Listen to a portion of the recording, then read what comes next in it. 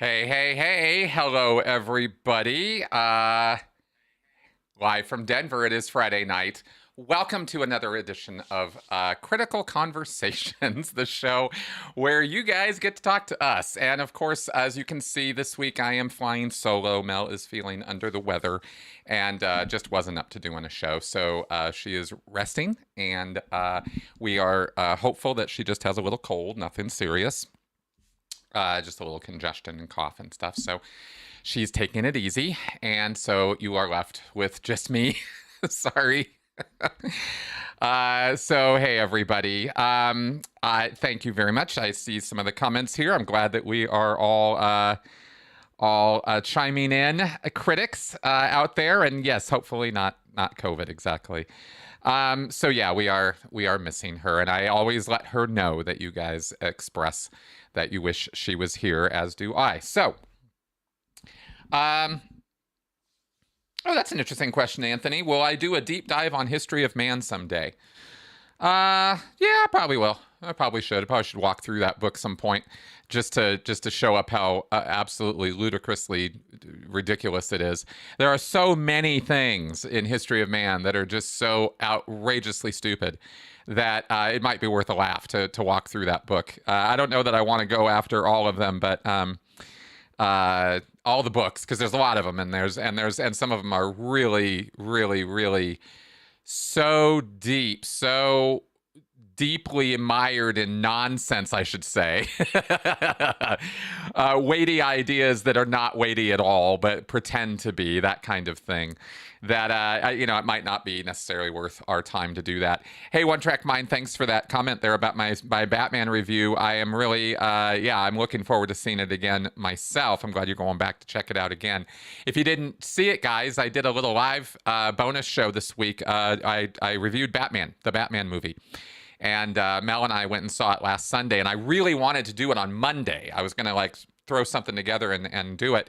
But it didn't work out, and then Wednesday I ended up doing that. So anyway, I hope you guys will check that out. It's not a hugely watched video on my channel, but you guys did ask for it. I wanted to do it.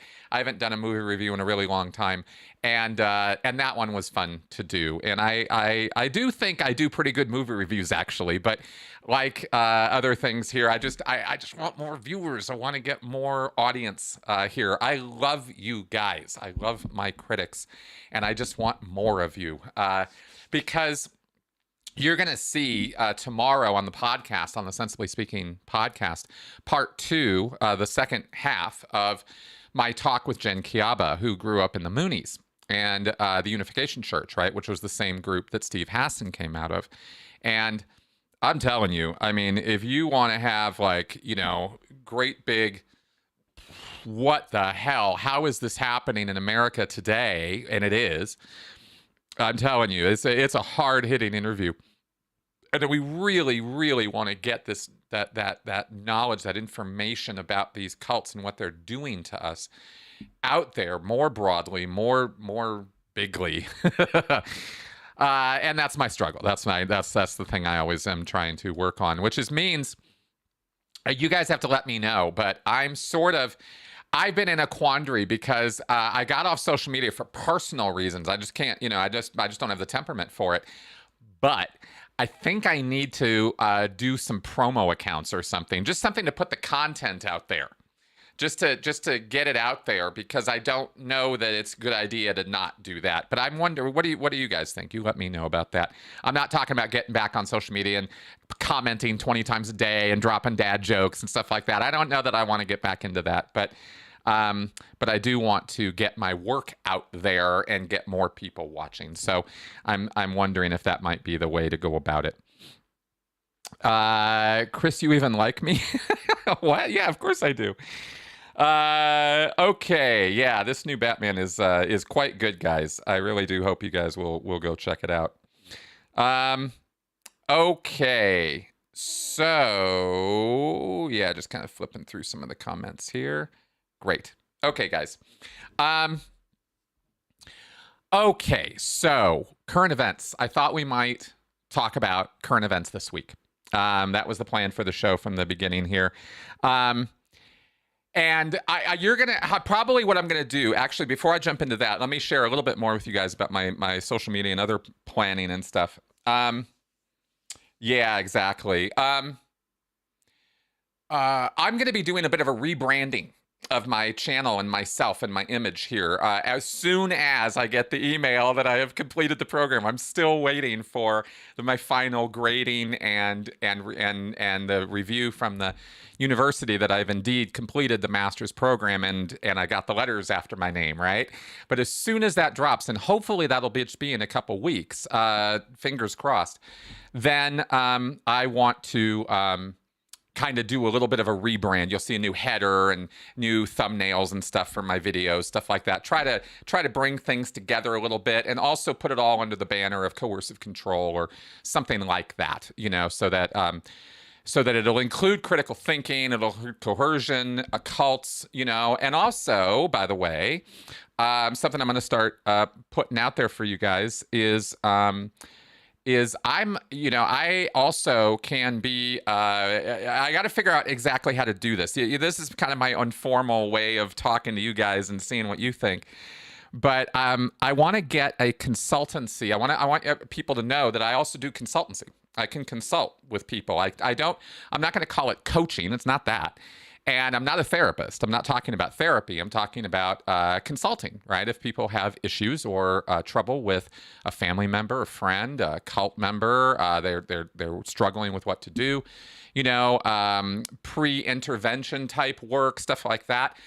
I can do that work. You know, I'm now kind of qualified and knowledgeable enough and expert enough in this stuff to be able to do that and feel like I can get good results. I've done a couple of those and not intervention. I'm not talking about going out by myself and doing a full-blown intervention, but I am talking about consulting with family, friends, loved ones, people who need help with people who are in cults or people who are coming out of cults who might need some direction as to what to do, where to go, how to get there, you know, the bearings and stuff like that.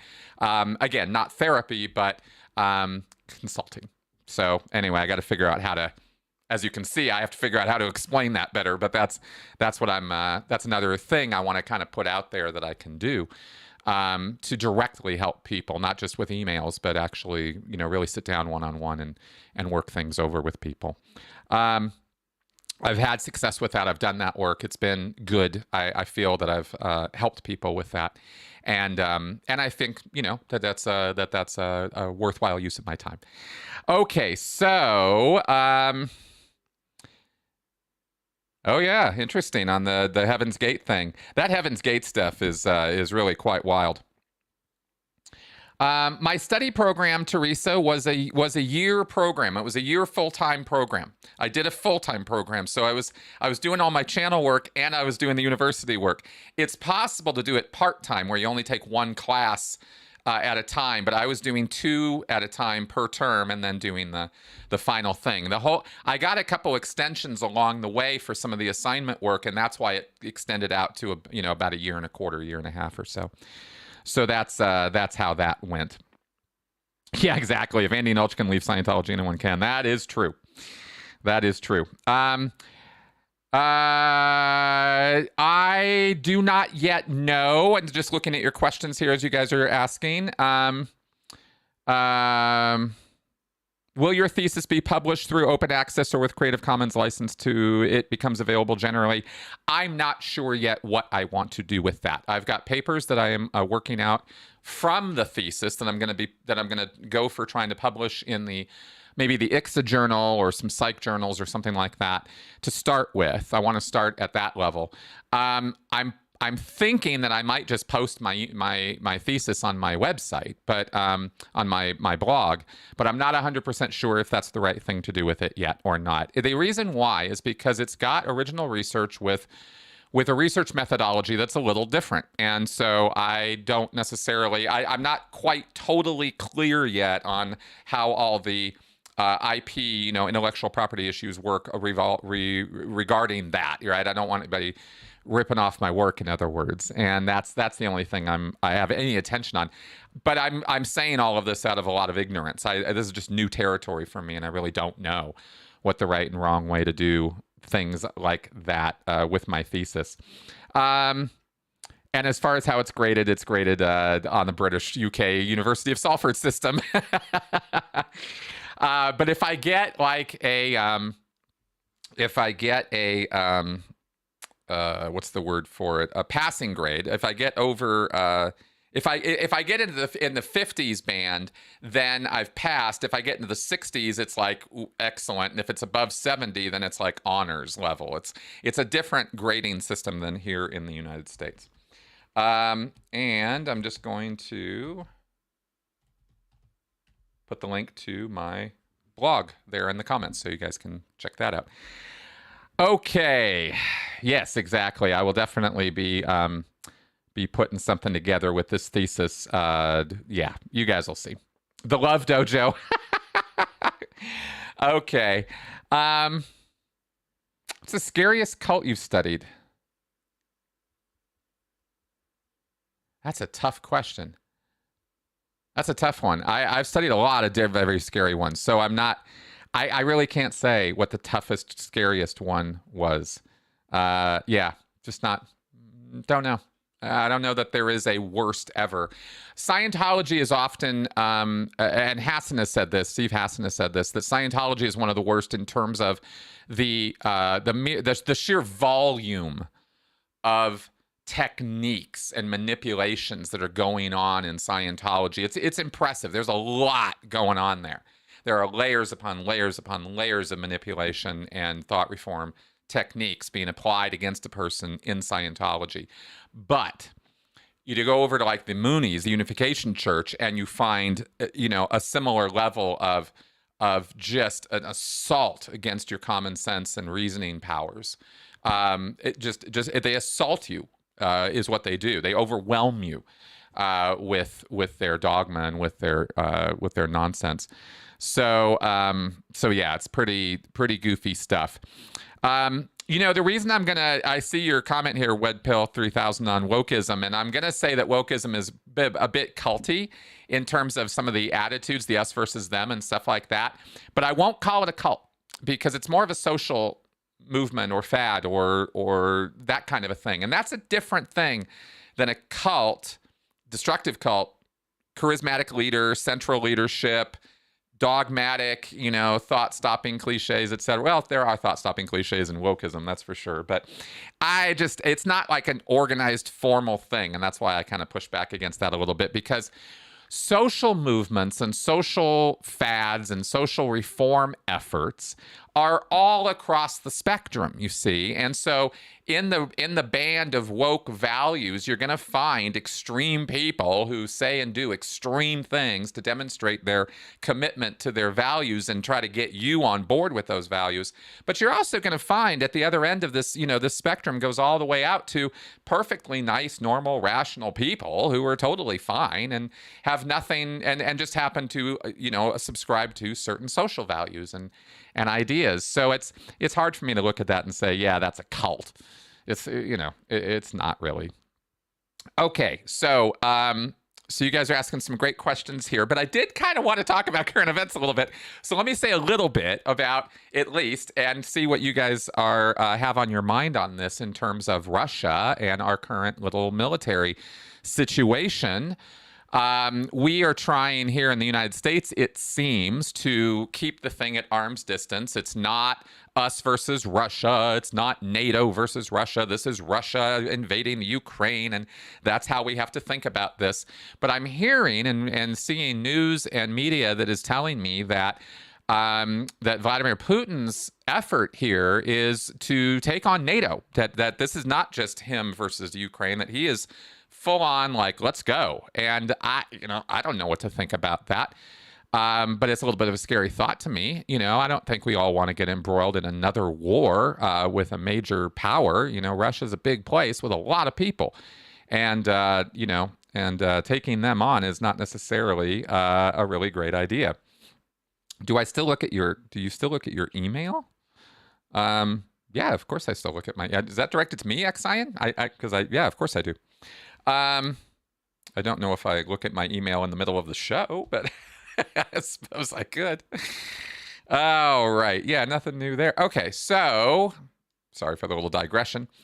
I got interested in this in terms of, how can I talk about this intelligently, or what can I contribute to or say about this conflict or this situation? And I have to be honest that, really not a lot. But as Robert here is expressing, there are a lot of opinions and ideas about Biden and what our role should be in this, and how strong our president is being about the whole thing. And I wanted to sort of throw out there that one thing I'm noticing or seeing in this already, and it's only been a week and a half or so, is the sheer volumes of misinformation that are flying around about this situation. I have to always kind of fall back a little bit, guys, to the media literacy and the critical thinking of the process here, because Russia has a disinformation operation, we could say, that is large. It's impressive. It works. It does its job. And you do not, you and you and you and you and you do not always know when you are being propagandized to, right? You don't know. That's the whole point of it. And the better the propaganda is, the less aware you are of the fact that it's hitting you. Right? You believe you're reading truth, or you are seeing, real things, or you're being told things that are real, and they're not. And we have to really, really be careful during this time, because this is not armed conflict, invasion, war situations are where not only is the disinformation turned up in terms of just the volume of it, it's just avalanches of this stuff. If you thought the 2016 election, was a demonstration of what Russia could do with disinformation, no. They're really ramping it up, and we have to be aware of that. We also have to be aware of the fact that there is counter disinformation that happens, and this is a war in itself, the information war, right? The war for your mind, the propaganda wars. Right, this is just as important, if not more important, than the bullets that are flying and the planes that fly around in the air. Because if you can get a people defeated emotionally and morally, and sort of knock their initiative out of them before you even get to them, then you've already won the war, right? Won the battle. So disinformation is an active weapons sort of thing. This is not a passive, has nothing to do with me kind of thing.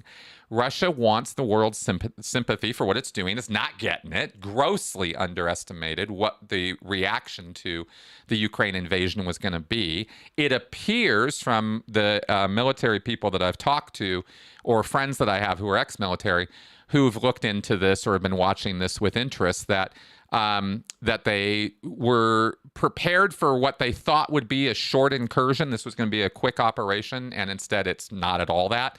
It's already turned into not that. And they were also, in terms of that disinformation, captured Russian troops apparently are reporting that they didn't even know that's what they were there for in the Ukraine, was to, prosecute a war. They thought they were there to gather information or do peacekeeping or something like that. And Putin was talking about, for example, how the Russian people are being disinformed about this, are being misinformed about this, by being told that the whole Ukraine effort is not a war, not an invasion. It's a police action in order to tamp down and control the neo-Nazis that are running rampant in the Ukraine, and the whole anti-Russian thing that goes on there. And so that's what they're being told.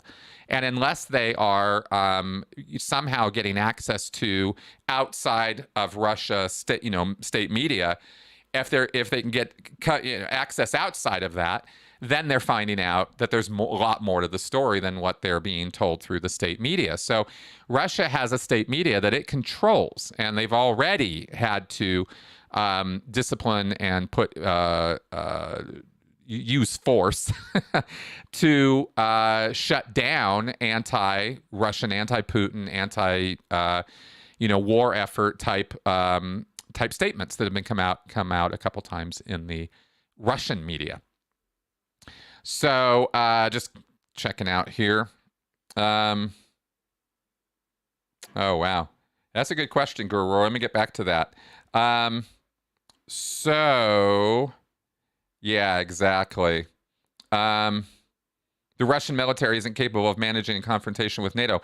Well, see, that's the thing. A lot of planning and a lot of work has been being done over the years and decades to estimate Russia's situation, and their capabilities, as shown in the Ukraine, clearly indicate that they do not have it together the way that we were sort of under the impression that they kind of did.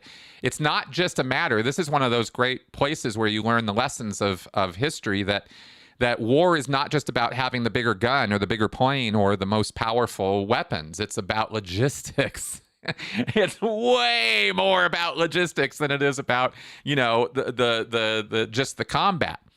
And it is about troop training. It's about morale. It's about food. It's about having supplies. It's about, you know, all kinds of stuff that is not necessarily really obvious or apparent to people.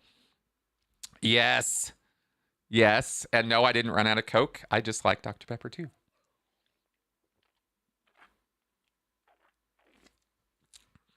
That's not paid promotion. I just like Dr. Pepper. Anyway. Yeah, exactly. So we've got, yes, I do still Xenu read and use my my professional Graphics Works email. Yes, I do. If you want to send me an email, send me an email. And if I didn't get something you sent me, send it to me again, please, or send it to askchrisshelton@gmail.com, and I will get it. Okay.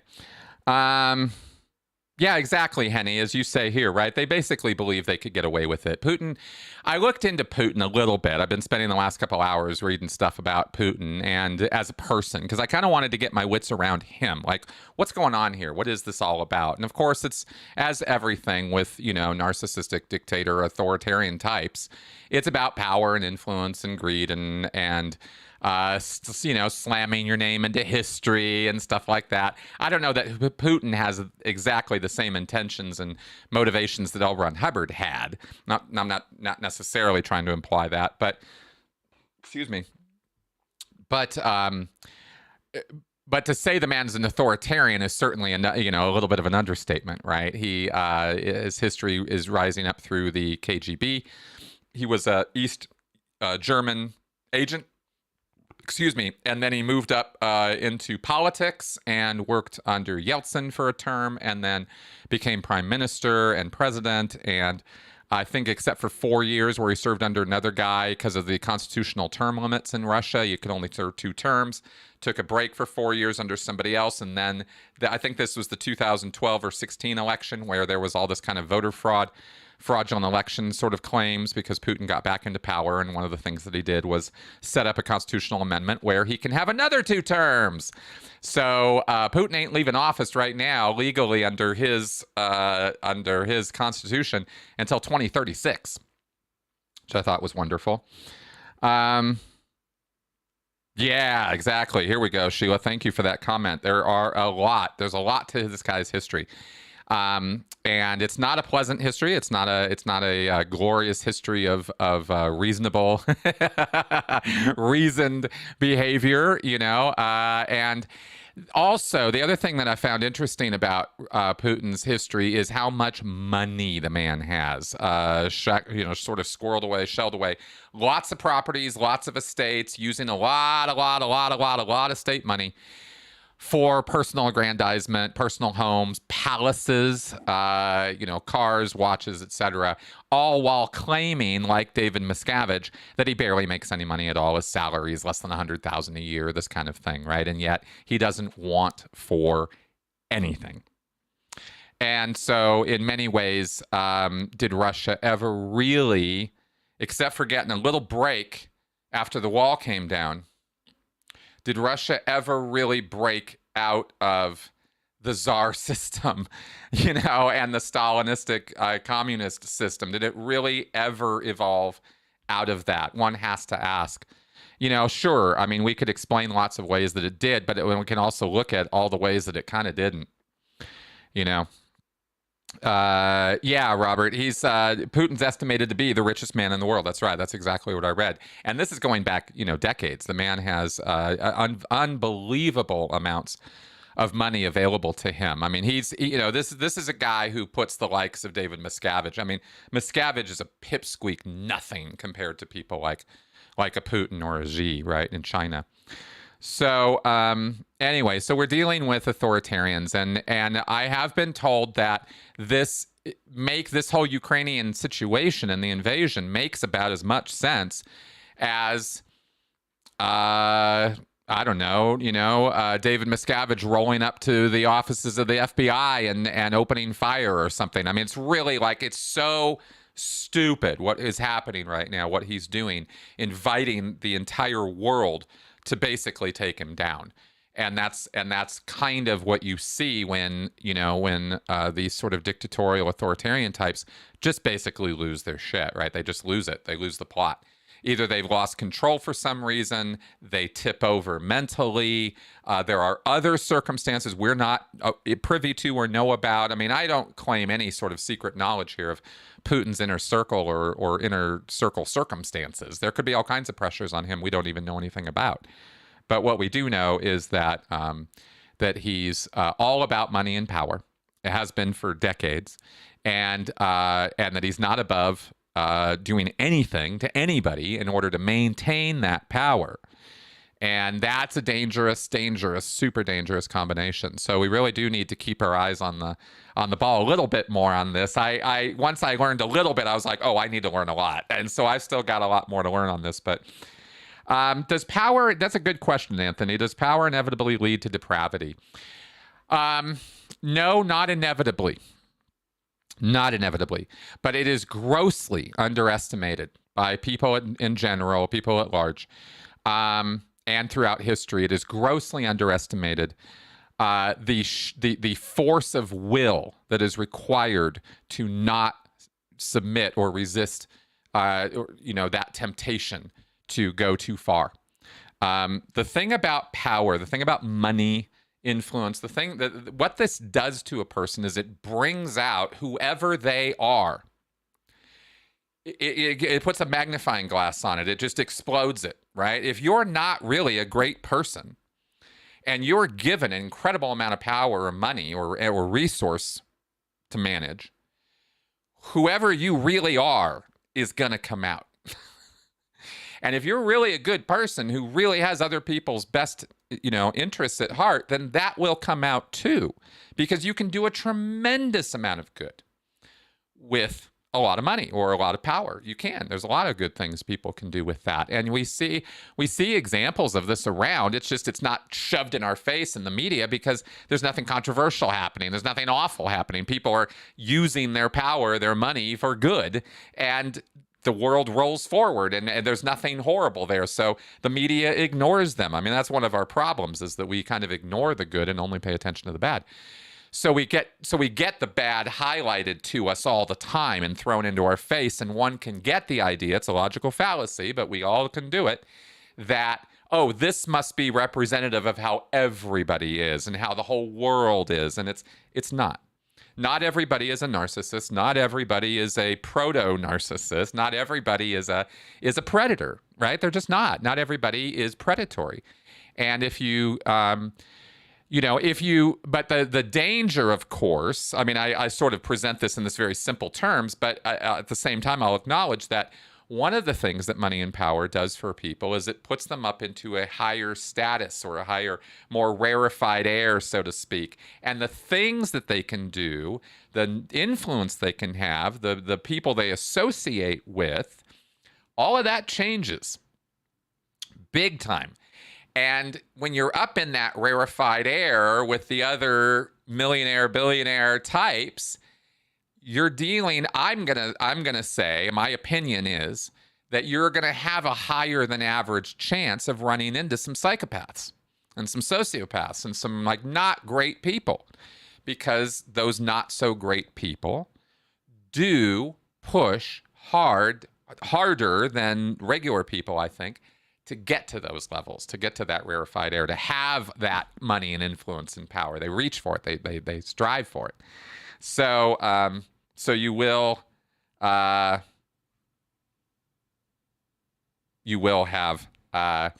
that to contend with. And when you're, and the reason that's important, of course, is because if you're surrounded by more of those types of people, odds are they're going to influence you in not so great ways, and you could end up, being not such a great person after all. But that's manipulation, that's propaganda, that's influence, that's influence peddling, all that kind of stuff. I mean, there's all kinds of levels to this, but no, I don't think that it's an inherently that it's true that just because you give somebody money or power that they're going to turn evil or get awful. I don't think that is true. Okay, yeah, exactly. This nuclear weapon stuff is stuff that I do have a great deal of attention on. They're banning Russian licensed vodka. It doesn't really come from Russia. Yeah, there are going to be mistakes made along the way here. Because I was thinking about that myself. I always heard that there's this big ban today on Russian imports and products. And I thought, man, this is going to hurt so many people outside of Russia who are on those supply chains, who depend on that for their living and their welfare. That's going to hurt a lot more people than just the Russian people or Putin indirectly. It's hard, man. It is hard to know. That's the burden of leadership, of course, is we are going to hurt X number of people. You have two choices. One of them is going to hurt a lesser number of people than the other one. Is sometimes the burden of leadership is you're going to hurt somebody no matter what you do. I don't know that that's the case here with this, that it has to be that way, but the consequences and unintended consequences of these things always have negative backlash, and that ends up rolling all the way up the line, and Biden and the government and all that always ends up getting the brunt of the responsibility for that. I hope that doesn't mean a disastrous midterms for the Dems. But at this point, I don't know. I can't say I'm like super impressed by that either. So, we will have to see what happens with that. I don't want to get too much into the politics of that. Well, exactly. See, small barnyard animal comments. Our presidents are always puppets for the Wall Street and corporate elite, i.e. the establishment. I wonder if Putin is also a puppet for the Russian version of the same type of establishment. Not exactly, but I do believe that he is. I don't think Putin's anybody's puppet. I don't think that's the case with this man. I don't think he's that guy. Putin is the guy who holds the reins. He is in power. But the thing about having power as an individual, and as every tyrant in history knows, is it is a very dangerous place, because there's all kinds of people right under you, ready to take you out, stick that knife in your back, et tu, Brute, and take it for themselves, or try to, right? And that is the danger of that position. Putin has been amazingly good and efficient at stopping assassinations, threats to his power. That's the ruthlessness that you see come out from that man when it comes time to put down anybody who's trying to take his place. But that doesn't mean that he is not answerable to certain people for certain things. As the leader, you have to answer to people for stuff. Who those people are, how that works, I'm not even going there because I just don't know. But I do know enough about people and power and distribution of power that I can say in a general sense that absolutely exists. No question about that. Okay. Yeah, I have to agree with you about the human rights stuff. The United States is incredibly hypocritical about our stances on human rights around the world. That's always been a problem for me.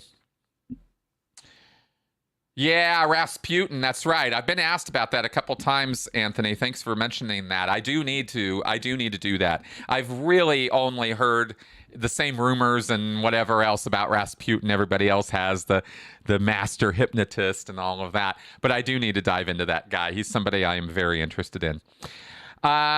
Okay, and I don't know if I know anybody from the Ukraine directly. I know Russians and I know Eastern Europeans, but I don't know if I don't think I've ever met anybody actually from Ukraine, at least not since I got out of Scientology. I might have met some Ukrainians in Scientology. Certainly Hungarians, Russians, Latvians, Serbs, Croatians, Middle East, Iranians, Iraqi, Saudi. I knew people from all of these places when I was in Scientology, or since leaving.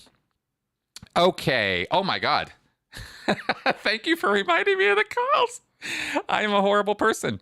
Okay. Thankfully they have not been on hold too long. Let's pick up the first one. Adria, hello. Hi, Chris. I was just about to put in the comment section, are you taking calls? I am. Thank you. I totally got off on my tangents and I just completely spaced. So thank you for your patience. Oh, no worries. No worries. Okay, so I wanted to bring up two little ideas, but then get back to the main topic of Russia at the moment. Little idea number one is maybe if you have a critic out there who could write some sort of a script that if you, like a computer script or code, that if you post something on your blog or you post something to your YouTube channel, that it could automatically link to social media pages. I was doing that. If you happen to have any. I was doing that where I would, when I posted things, I posted to Twitter and to Facebook when I had those accounts. Yeah.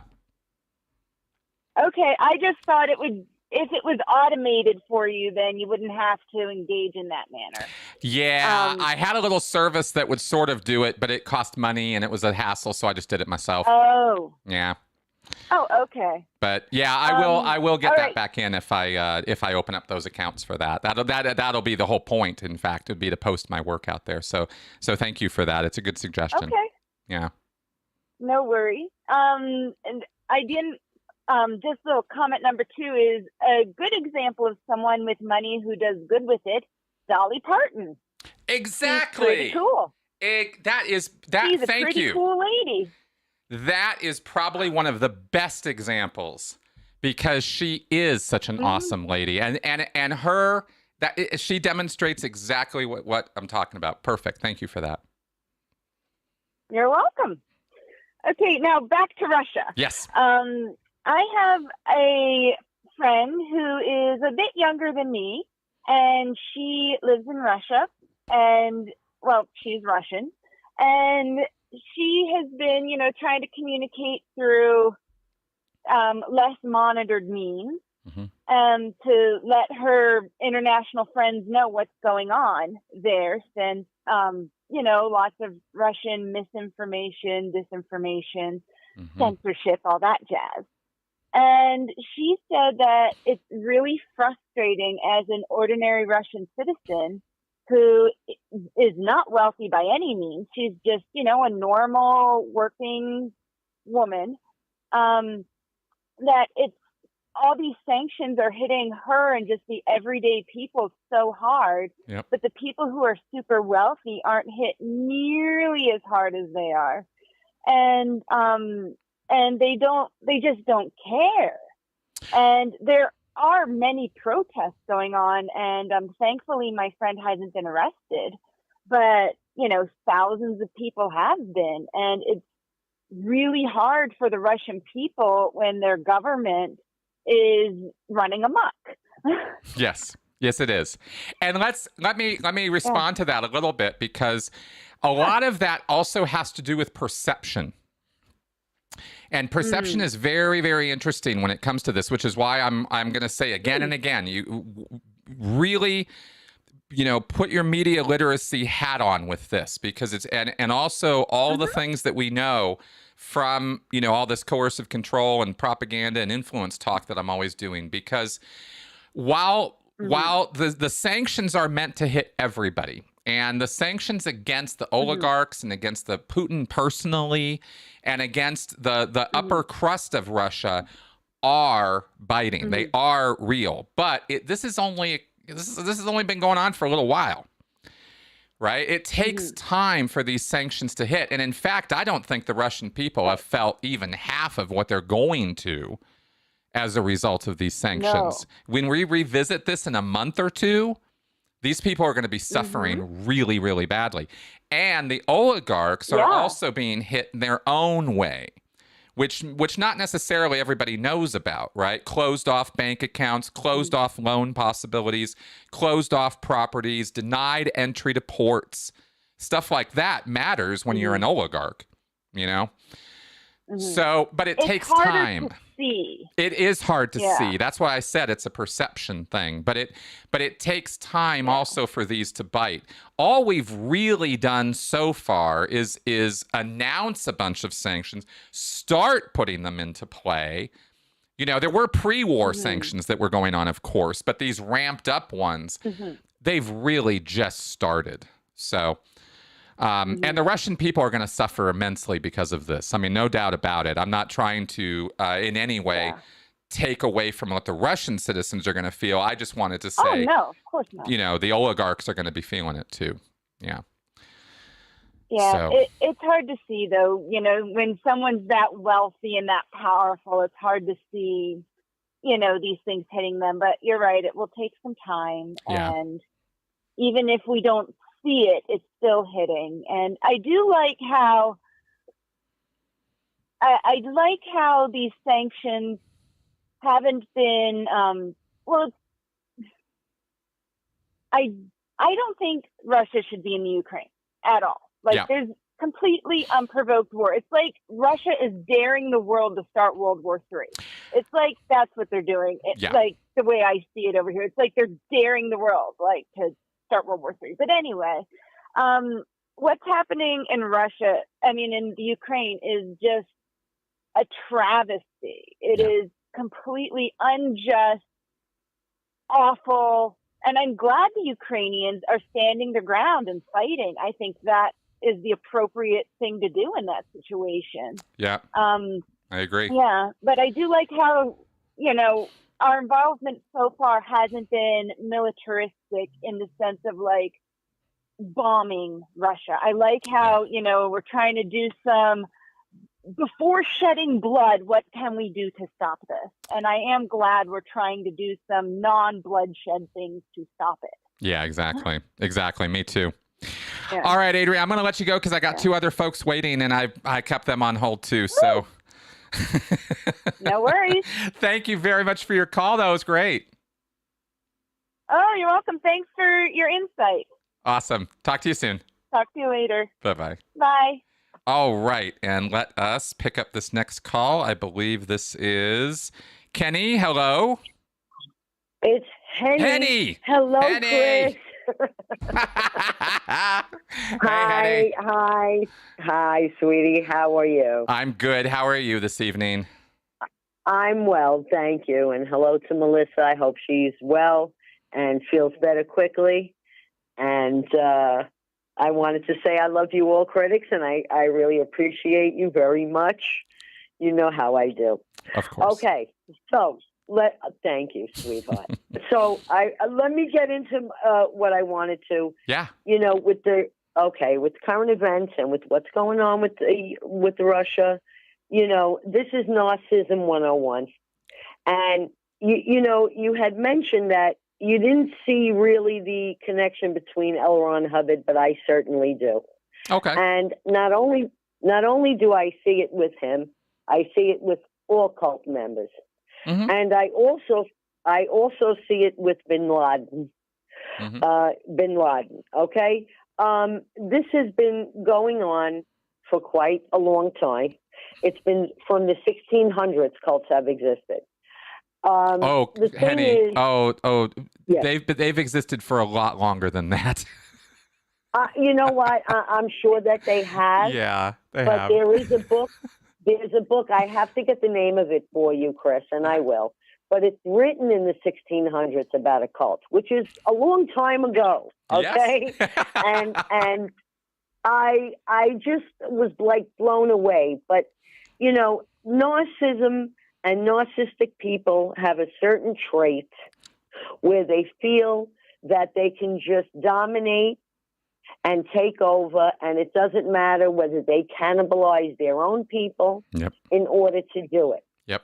And they'll do it in a way that's very, you know, charming, and at first it seems appealing, okay? But when the shit hits the fan, it's not. That's right. Okay? That's right. Really. And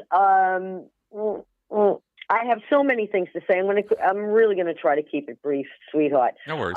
Keep going. Okay. It's just that what's going on over there is absolutely out of line.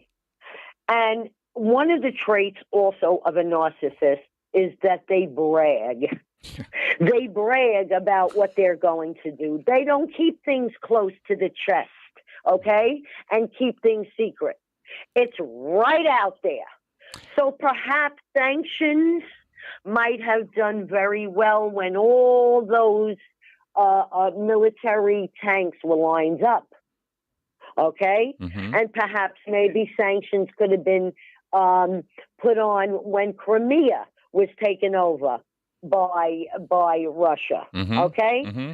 But that was not, this is what we do. We lapse in our timing. And timing is fucking everything. You'll excuse my French or my English, okay? It really is. It really is. Yes. And, you know, even during the Holocaust, we watched the fall of France, the fall of, all of these different places and just, you know, on their knees before we stepped in. Now, when you have, I'm not going to call him a man, an authoritarian cult leader that says, with all his tanks, oh, we're not doing anything, we just have the tanks there, you know they're bullshitting. When they've already destroyed one of the country, you know, one of the places that they've promised to do. When bin Laden said, yes, I'm responsible for bombing the USS Cole as it stood there in the water and I sank it and I killed all those people. Yep. From the time that bin Laden attacked our city here in New York, okay, until the time we actually took his ass out was almost 10 years. Mm-hmm. Now, we're talking about 16 days in Ukraine, and I have family members that are there, okay? Mm-hmm. And they had to leave their home, and they're displaced, and they're in Poland, okay? Yeah, the refugee situation is a real crisis right now. That is for sure. Everything. Yeah. Everything is a real crisis. And I'm going to tell you something, and you said it also, that it very, very deeply concerned you, was that he's not shy. He's a braggart. He's a narcissist. And he said he doesn't mind using nuclear weapons. Yeah. Yeah. To me, that demands more than sanctions. Sanctions are overdue. Fair enough. That's just my I get that. Just my opinion. That's just my opinion. I totally get that. I think that there is a thing about moving beyond sanctions. And here's the thing to think about with that. I'm not saying it's not hard. Well, that's the thing, is once you commit, you can't backtrack. Right? So once we open certain doors, we're all in. And that's could make things significantly worse in some ways. So we need to be really careful how we proceed. I agree. Yeah. I agree with you 100%. My thinking is 6 million Jews died. Oh, yeah. Under a narcissist. Yep. Under a narcissist, while we sat and watched and said, well, let's wait and see. I hear you. And to me, that's so scary to lose all those people. Agreed. I definitely note what you're saying, and I don't even necessarily that's just crazy. It's tough. It's a tough call to make, you know? I know it is. Yeah. I know it is. Yeah. And I wouldn't want to be in the position to make that decision. No, me neither. You know what I mean? I do.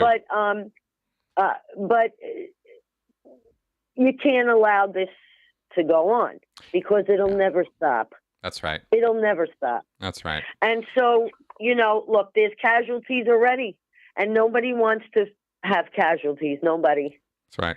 I mean, I have family. I don't want casualties. Okay. Exactly. I just can't see how we let a madman continue on. And we did it with bin Laden, and we do it with people who are, you know, look, cults are bad. They really are. Okay. But when you're talking about nuclear weapons and you're talking about, you know, bombing and you're talking about displacing millions of people, this is a whole different ballgame. That's right. This is a cult of mass destruction. Exactly. That's right. Where no one is safe. Okay, we're safe this evening, and that's great. But are we safe tomorrow? Right. Right. You know, it's a hard call. I understand. And I'm sorry, critics, and I'm sorry, Chris, to bring everybody down. But unfortunately, this is the world in which we live. No, absolutely. And you're not, and no, and don't even apologize. It's not a matter of bringing everybody down. It's a matter of correctly estimating the situation and talking about it and going over these options and looking at, you know, what we should do and what we shouldn't do is part of that process. Don't apologize at all. That's why we're doing the show. So okay. Thank you for that, you know. No, I just had to let that, you know, absolutely let that be known. Absolutely. Now, your Batman review was absolutely terrific. Thank you. And I loved it. I will watch more, anything else that you review. And I wanted to just tell you, because you had mentioned during the Batman interview, you see, I'm sorry, I'm going into 100 million things, but that's me, right? I go from one horror thing to another. Okay. There is a movie. It's called A Place. Oh, wait. Before I say that, you had said during the review that you liked vampires. Yes, very much so. Okay. There is, I don't know if it's a documentary. Okay. It's with Juliet Landau and her husband. Okay. And I don't know if you're familiar with who they are. They made a movie called A Place Among the Dead. Oh. And it's about, what she did was, okay, she made a movie about narcissism. Oh, okay. And she picked a vampire as the ultimate narcissist. Got it. Who will charm you, and you give yourself to the vampire. Interesting. Okay? You know how it is, right? Oh, yeah. From the old ones, oh, right? Yeah. And you do it willingly, and they take absolutely everything until there's nothing left, and they move on. Yeah. And, okay, so this movie is, I've been trying to watch it, and I cannot find it. I've been looking for it, and it's not done. There's not a lot of dialogue, Chris. What it is the thoughts inside of the victim's head. Oh, okay. Okay, I get it. Oh, yeah, I'll check this out. I'll have to look this up. Oh, A Place Among the Dead. Place Among the Dead. All right, cool. When you check it out, if you can get that to me where you saw it, because I've been trying to get to watch it for so long and haven't been able to find it. So if you could let me know in the next one. I'll see what I can do. All right. Henny, I got to let you go because I got Travis on the line. So, okay. Bye. Have a wonderful night. It's wonderful. And I am looking forward to the rest of the show. Awesome. Good night, all. Bye-bye. Okay. Bye, honey. All right. Good. And here we go. Travis, thank you for your patience. Well, thank you, Chris. And it's an important subject you have tonight. Yeah, I kind of thought we might dive into this and see what comes up. So what do you got? What do you got on this one? So there's a difference between a narcissist and a gangster, and Putin's a gangster, by the way. Good point. Because I've wondered about the narcissism with him. It's a diagnostic label, and I'm hesitant to use it with him. I'm not 100%, but predator. Yeah, please. Please don't. Yeah. Man's a gangster. Goes back a long time. Just think Fair about enough. your local organized crime boss. They'll, you know what they're about. They'll tell you what they're about, and if you don't agree, they'll show you what they're about. Yeah, exactly. And then they'll move on. So I have a couple of points here. Number one, you had mentioned the misinformation campaign that the Russians have. Yeah. Something that needs to be brought into the fore is that the biggest national skill or treasure, if you will, that the Russians have is espionage. Goes back to the Cold War. Mm-hmm. They had espionage down to a science. I mean, they had even infiltrated the Manhattan Project. That's how good they were, and still are. Mm-hmm. And that was something they never got rid of, even in 1991. In fact, the KGB was dissolved, and most of the same personnel came into work the next day in the same building and just relabeled themselves the FSB. Which is directly similar to how the Guardian's office in Scientology just relabeled themselves the Office of Special Affairs. Same thing. Yeah, and it was just the KGB under a different name. Yep. And under different directives. Now, were they conducting the same things? Don't know. Don't know. Probably not all the same things, but I mean, they weren't rounding people up and sending them to gulags and psychiatric prisons, but you can bet they've been up to most of their same tactics. Yeah. So that's something you really need to understand when watching the news and talking about the Russian misinformation antics. Okay. It's just think about the KGB. Yeah.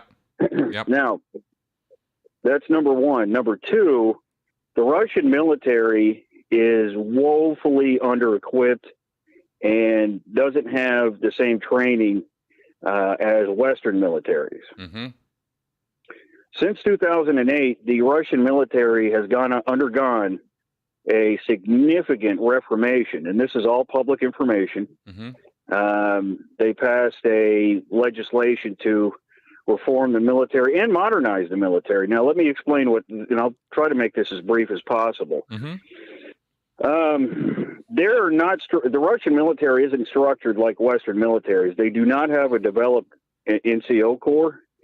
They rely very heavily on their officer corps, and it goes back to the communist days because the commissioned officers in the Soviet era had to be party members, Communist Party members, and they were thought to be more trustworthy than the enlisted personnel. Mm-hmm. And in today's world, the enlisted personnel are just low-skilled, low-trained specialists. In other words, the guy knows how to work artillery super well. Mm-hmm. Well, that's about as much as that guy's going to do. Whereas in the Western military, the NCOs know how to conduct war. They know how to train people. They know how to conduct small unit tactics. Mm-hmm. Mm-hmm. So this is a tremendous difference. And also another difference is that the Russian military still has conscription. How long are they conscripted for? Yes. And about a year. And that's always going to be problematic in situations like this. Not only that, they're conscripted for a year. A year? How much are you going to train a guy in a year? Yeah. Mm-hmm. They reduced it to a year not too long ago. Wow. And training is conducted at the unit level. So let's say, and I get conscripted for infantry. Well, I go for infantry training at the unit level, not at the centralized. See, like here in the States, if I sign up for the Army or the Air Force, mm-hmm. I go to basic training where everybody else goes to basic training at. Yep. I go to my school for my MOS where everybody else, and I get the same training. And then I go to my unit, and everybody's trained on the same level. And then I have an NCO over me who kicks which happened to me, by the way, who kicks my rear end if I screw up. And we're professional soldiers. We sign up for this. Yep. Whereas now, here's the other part. You keep hearing about morale being low. The media makes out like this is a big story. Mm-hmm. It is not a big story. This is well known and has been well known for years. And I'll tell you why this is. Mm-hmm. Hazing in the Russian military is so profound and so well known that people actually try to avoid getting drafted. Wow, it's that bad. It is that bad. Damn. People commit suicide while on active duty because they get the piss kicked out of them so badly, nonstop. And the Russian government has tried to stop this, but it's kind of like, when you've got, it's such an enculturated systemic problem, how exactly are you going to stop that completely? Yeah, it takes years. You can't. It takes a cultural shift. It takes a long time to do. You can do it, Indeed. but it takes a dedicated effort over a period of time. So here's the problem. People avoid, young men that is, avoid being drafted into the military at all costs. So one of the things that you can do is go to college and avoid going into the military. So the boxer Klitschko? Uh-huh. I don't know if you've heard of him, but he has a PhD in physical education.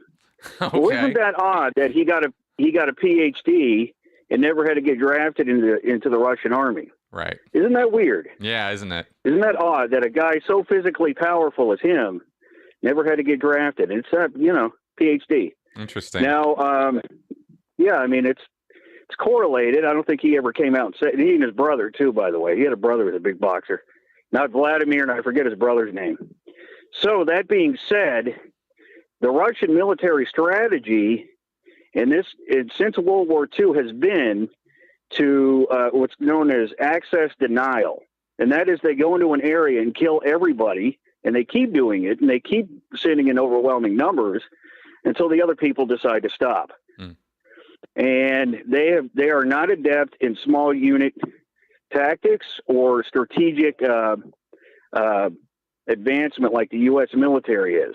So take, for example, the first time that this was put as a flawed system was in Afghanistan.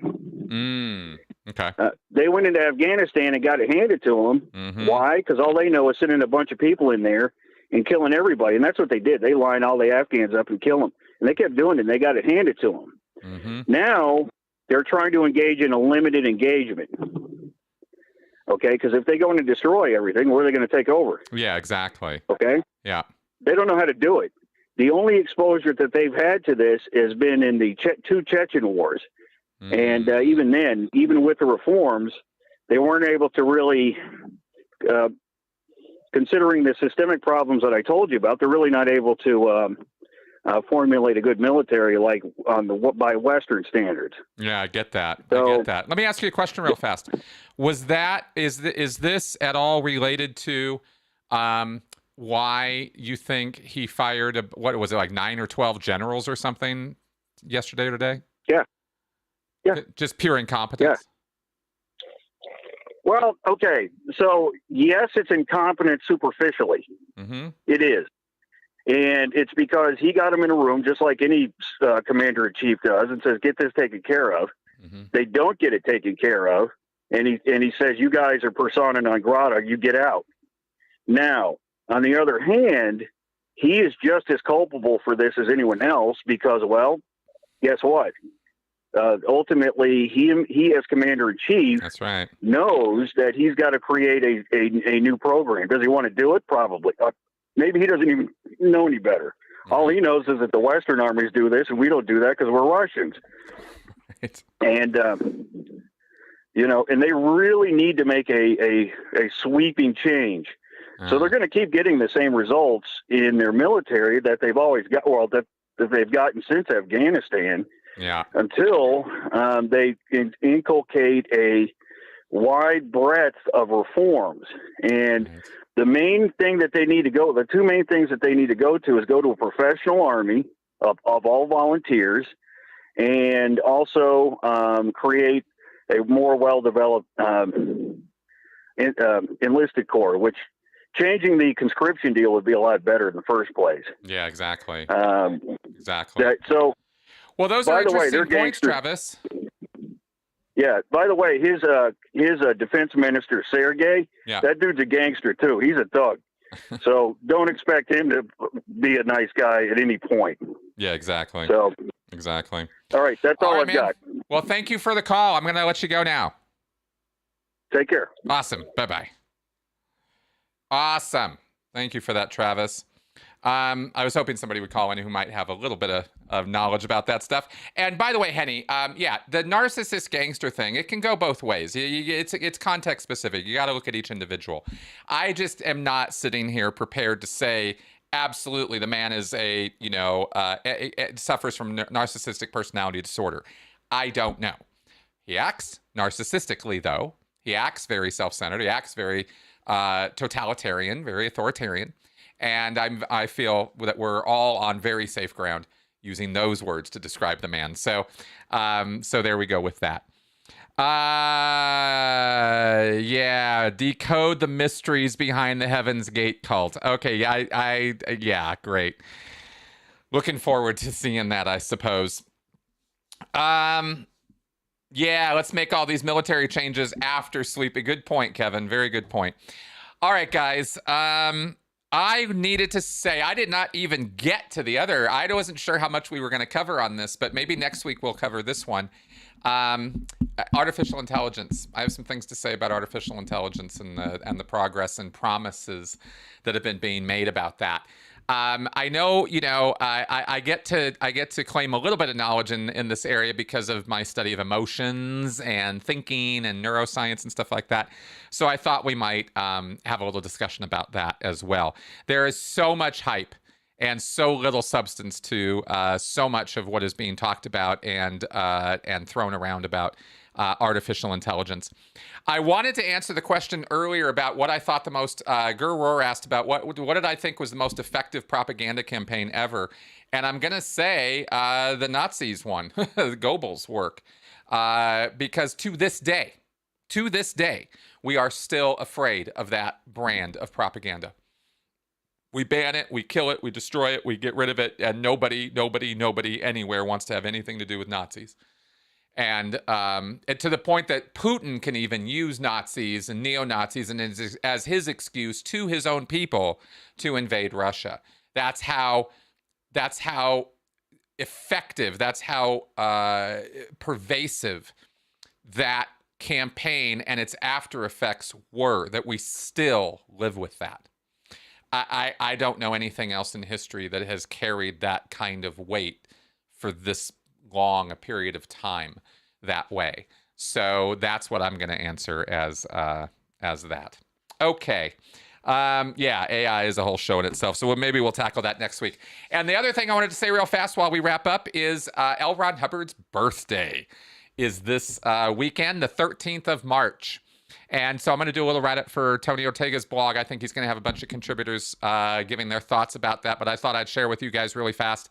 It's L. Ron Hubbard's birthday. Fuck L. Ron Hubbard. That's what I have to say for L. Ron Hubbard's birthday. So I thought you guys might appreciate that. And on that happy note, we cannot not have our cards. So let us do our logical fallacy of the week, and we will wrap up here. All right, I will pick my own card. I'll just pick it random here. Ha! Appeal to emotion. Okay. Speaking of emotions, manipulating an emotional response in place of a valid or compelling argument. Okay? Appeal to emotion. Luke didn't want to eat his sheep brains with chopped liver and Brussels sprouts, but his father told him to think about the poor, starving children in a third world country who weren't fortunate enough to have any food at all. Appeal to emotion. Which, by the way, is one of the two most powerful logical fallacies that Scientology exploits when they get new members. Appeal to emotion and appeal to authority. So you guys can check that out. All right. And yes, Aaron's Clearwater campaign election. Yes, I believe that is this week. So good luck, Aaron. I really, really, really hope he just sweeps and takes it and we see a new day dawn for Clearwater. That would be awesome. Awesome, awesome. All right. Oh, Teresa, 7 is passed away. I'm sorry, I guess you didn't know that. Yeah, 7 passed a few months ago. We were very sad. We did a memorial show and stuff for him.